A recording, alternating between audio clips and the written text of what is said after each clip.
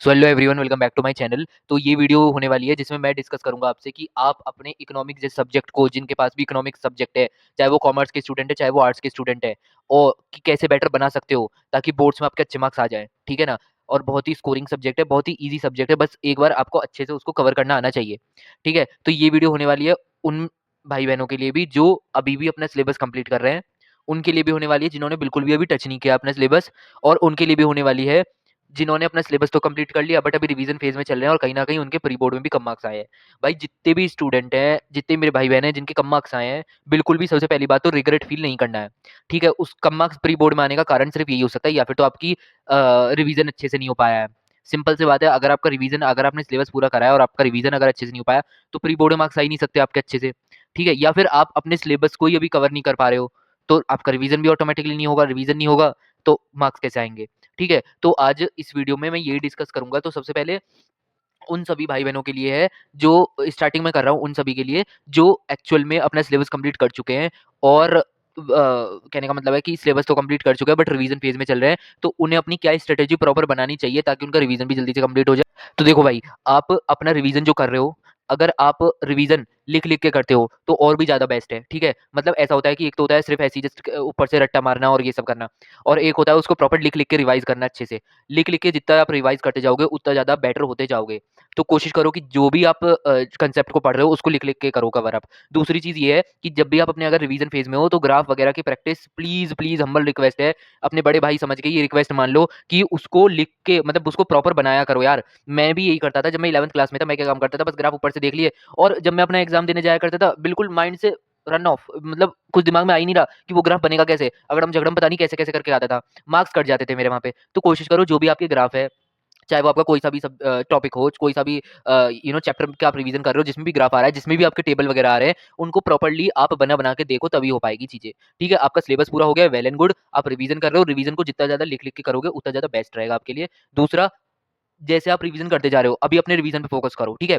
जब आपका रिवीजन एक अच्छे लेवल पे पहुंच जाए तो आप क्या करना, जो सैम्पल पेपर होते हैं फुल मार्क्स के, जैसे 80 मार्क्स का सैम्पल पेपर है, उसको टाइम के साथ लेकर बैठना। ठीक है। हालांकि वो आपसे तुरंत नहीं भी होगा और टाइम ज्यादा भी लगेगा आपको, बट लेकर बैठना, उससे आपकी स्पीड वगैरह भी इंप्रूव होगी। आपको ये पता चलेगा कि आप कितना रिटेन कर रहे हो अपने दिमाग में। ठीक है ना। और सबसे बड़ी बात ये आती है कि जब आप अपना ये सब कर लोगे, एक अच्छे लेवल पे पहुंच जाओ और रिटेन वगैरह की अपने दिमाग में सोचने लगो और सारी चीजें आपके दिमाग में सेट बैठ जाए, उसके बाद सोचना कि मुझे एक्चुअल में आंसर को कैसे प्रेजेंट करना है। ठीक है। थोड़ा-थोड़ा देखते हुए चलना, बट फोकस अभी ये रखो कि आप ज़्यादा से ज़्यादा रिवीजन करो, ज़्यादा से ज़्यादा चीज़ें आपके दिमाग में बिल्कुल बैठनी स्टार्ट हो जाएँ, ताकि आप एक अच्छे से आंसर लिख पाओ। फिर उसको प्रेज़ेंट कैसे करोगे, वो भी आप धीरे-धीरे खुद सीख जाओगे। ठीक है ना? तो बस जिन भाई-बहनों का अभी रिवीजन चल रहा है, उसको तो एडवाइस यही दूँगा कि अपना उस पे लगे रहो चुपचाप, और कुछ करने की ज़रूरत नहीं है। फिर एक अच्छे लेवल पे जब आपका रिवीजन पहुँच जाए, धीरे-धीरे, धीरे-धीरे आप अपना क्या काम करना है, जैसे अभी देखो क्या चल रहा है। अभी आपका नवंबर एंड हो रहे पे आ रहा है, ठीक है? दिसंबर, जनवरी, फ़ेब में आपके पेपर है ही। तो मेरा कहने का मतलब ये है कि कोशिश करो कि जल्दी से आप अपना टाइमली निपटा लो, ताकि जनवरी का मंथ आपका ऐसा हो जिसमें आप ज़्यादा से ज़्यादा अपने 80 मार्क्स के मॉक्स वगैरह लगा रहे हो, है ना? सैंपल पेपर वगैरह सॉल्व कर रहे हो। तो ये गलती मत करना कि सैंपल पेपर सॉल्व ना करके जाओ। सैंपल पेपर वगैरह सॉल्व करके जाना, अच्छे से प्री वाई क्यूज़ भी देख कर जाना और उनको लिख-लिख के तैयार करना। तो हो जाएगा आपका बढ़िया एकदम, जवाब ला पाओगे अच्छे मार्क्स। तो अब बात करते हैं उन भाई-बहनों के बारे में जो एक्चुअल में अपना अभी भी सिलेबस कंप्लीट कर रहे हैं। देखो भाई, सबसे बड़ी बात ये है कि चलो ठीक है, आपने अपना सिलेबस लेट, मतलब लेट चालू करा है, बट कोई बात नहीं, आप उसको करो अभी। ठीक है। बट कोशिश ये करो कि जैसे आपके सपोज़ करो 10 चैप्टर है, ठीक? मैक्रो में, या एक एग्ज़ाम्पल के लिए बता रहा हूँ, और उसमें से आपके मैक्रो इकोनॉमिक्स में आपके सपोज़ करो कि अभी सिर्फ़ आपने 4 चैप्टर ही कवर अप करे हैं। आपका पूरा सिलेबस बच रहा है। सबसे पहले ये बात रखो कि जो भी आपका सिलेबस बच रहा है, उसमें से हाइली वेटेज्ड वाले जो चैप्टर है, उसको कवर करो सबसे पहले। ठीक है? टाइम लिमिटेड है हमारे पास, ज़्यादा अनलिमिटेड टाइम नहीं है कि आपके पास पूरी साल पड़ी हुई है, कर लोगे। तो इसी वजह से बोल रहा हूँ कि अभी भी जो बचा हुआ है, उसमें से ये देखो कि मेन इंपॉर्टेंट क्या है, हाइली वेटेज वाले चैप्टर क्या है। सीबीएसई का जो सिलेबस है उसको डाउनलोड कर लेना, वहाँ सब कुछ मेंशन्ड होता है। तो वहाँ से आप कवर कर सकते हो। तो सबसे पहले जो हाइली वेटेज वाले चैप्टर है उनको कवर करो, अगर आपका सिलेबस अभी भी कंप्लीट नहीं हुआ है तो। देन उसके बाद जितना भी आपने पढ़ा है, जितना भी आपने सिलेबस मतलब हाइली वेटेज वाला कवर अप करने के बाद, उसके बाद कुछ ज़्यादा खास मत पढ़ो, आगे का मत पढ़ो, सिर्फ उसको बार-बार रिवाइज़ करो जो भी अभी तक आपने पढ़ा है। चाहे बुक से पढ़ा हो, चाहे नोट्स बनाए हो, उसको बार-बार रिवाइज़ करते चलो। ठीक है? एटलीस्ट ये तो हो जाएगा कि जो आपका रिवीजन है वो अच्छे से हो जाए, तो आप आंसर लिख पाओगे। ठीक है? तो जो भी जहाँ भी आप रुके हुए हो, जिस भी स्टेप पे हो, कोशिश करो कि अब आप वहाँ पे एक मतलब उसको जो भी चैप्टर आप कर रहे हो उसको कंप्लीट करके ये देखो सबसे पहले कि हाईली वेटेज वाले चैप्टर कौन से हैं और उनको निपटाना चालू करो, ठीक है? And then go for revision, ठीक है ना? और उसके बाद पीवाईक्यू वगैरह ये सब तो देख लेना आप, बट पहले ये काम करो कि अपना रिवीजन वगैरह करो और सिलेबस को थोड़ा कंप्लीट करने की कोशिश करो, तभी हो पाएंगी चीज़ें, वरना तो फिर फायदा ही नहीं है कुछ। क्योंकि अगर आप ये सोचोगे कि मैं अपना सिलेबस करता जाऊँ, उसका एक पॉइंट पे ऐसा आएगा, जनवरी एंड हो जाएगी, फिर आपके अंदर डिमोटिवेशन आ जाएगा, रिवीजन कुछ कर नहीं पाओगे, तो फायदा नहीं हुआ आपका सिलेबस कंप्लीट करने का, सब बेकार हो जाएगा मामला, ठीक है? तो ये एडवाइस मान लो कि अभी जहाँ भी आप हो एक बार ये एनालाइज़ करो कि ये वाला सिलेबस एक्चुअल में जो मैं कर रहा हूँ ये हाइली वेटेज्ड है भी या नहीं है? नहीं है तो उसको फिलहाल कंप्लीट करो या जैसे भी है वहीं रोको, लेकिन अब उन पे फोकस करो जो हाइली वेटेज वाले चैप्टर है, ठीक है? और उनके अंदर जो भी ग्राफ्स वगैरह आ रहे हैं वही एडवाइस मैं सबको दूँगा। ग्राफ जो भी आ रहे हैं उनको अच्छे से बना लो, बना-बना के प्रैक्टिस करो भाई, और जो टेबल वगैरह आ रही है उनको भी अच्छे से प्रैक्टिस करो, लिख-लिख के। और अब बात कर लेते हैं उन भाई-बहनों के बारे में जिन्होंने अभी तक अपना सिलेबस बिल्कुल भी उठा के नहीं देखा है। भाई देखो यार, थोड़ा सीरियस हो जाओ। ये आपका अगर रिज़ल्ट एक भी सब्जेक्ट में अच्छे मार्क्स आ गए, ये आपको ज़िंदगी भर मोटिवेट करेगा, ध्यान रखना इस बात का। ठीक है ना? आज अगर मैं अपनी ग्रेजुएशन में हूँ ना और कभी मेरे को ऐसा ऐसा फ़ील होता है कि यार मेरे से तो नहीं हो पा रही यहाँ पे चीज़ें। मैं अपना क्लास 12th का रिज़ल्ट देखता हूँ और फिर उससे आगे बढ़ता हूँ। क्योंकि इट गिव्स मी मोटिवेशन यार, जब भी मैं थोड़ा बहुत डीमोटिवेटेड भी फ़ील करता हूँ, इट गिव्स मी मोटिवेशन। ठीक है? तो यार मैं तो आपसे यही कहूँगा कि कोशिश करो कि अभी जैसे आपकी कुछ भी नहीं पढ़ा है अगर, तो एक चैप्टर उठाओ हाइली वेटेज वाला चैप्टर, सीबीएसई का सैंपल पेपर डाउनलोड करके वहाँ से हाइली वेटेज वाला चैप्टर उठाओ और उसको सबसे पहले कवर करके करना स्टार्ट करो। वन शॉट देखो, जहाँ से भी जो भी टीचर आपको यूट्यूब पे एन नंबर ऑफ टीचर आपको भी पता होंगे, ठीक है? उनसे कवर अप करना स्टार्ट करो, जैसे न्यूमेरिकल, जैसे नेशनल इनकम है, बजट वाला है, ठीक है? इन इन चैप्टर्स को उठाओ, कवर करो।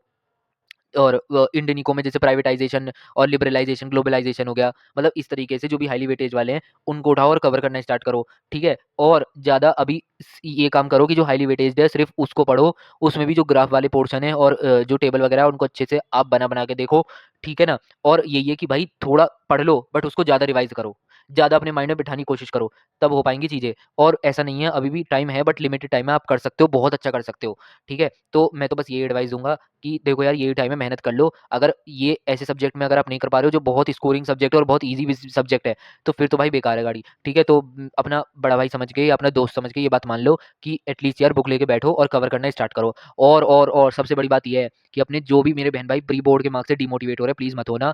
मैं आपको बता दूँ, मैं अपने प्री बोर्ड में अकाउंटेंसी में बिल्कुल फ़ेल था और जो मेरे इकोनॉमिक्स से मार्क्स आए थे वो आए थे 59 आउट ऑफ 80।